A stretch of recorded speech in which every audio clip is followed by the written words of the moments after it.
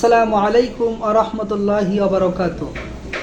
Calcarea carbonica homeo ওষুধটির এমন 4টি keynote symptom বলবো যে 4টি কিনোট সিমটম পেলেই নিঃসন্দেহে চোখ বুজে রোগীকে ক্যালকেরিয়া কার্বনিকা প্রয়োগ করা যাবে এবং এর ফল হাতে নাতে নিজ চোখে আপনারা দেখবেন ইনশাআল্লাহ।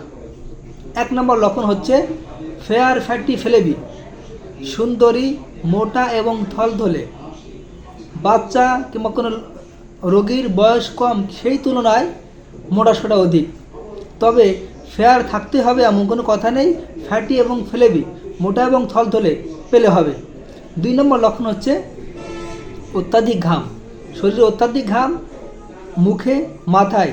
বিশেষ করে মনে রাখতে হবে যে ব্যাক অফ দ্য হেড, মাথার পিছনে বেশি ঘাম, এবং মাথার পিছনে বেশি ঘামের জন্য রাতে ঘুমালে বালিশ ভিজে যায়। 3 নম্বর যে লক্ষণ সেটি হচ্ছে ডিম খাওয়ার প্রচুর স্পৃহা, ডিম খেতে ভালোবাসে, খুব ভালোবাসে। এটি ক্যালকেরিয়া কার্বের একটি বিশেষ লক্ষণ।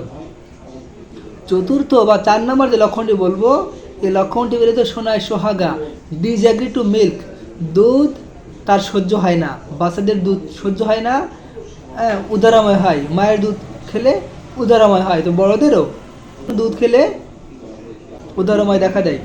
এই মাত্র 4টি লক্ষণ পেলে ক্যালকেরিয়া কার্ব প্রয়োগ করা যাবে এবং এর ফল হাতে নাতে চোখের সামনে ইনশাআল্লাহ দেখবেন।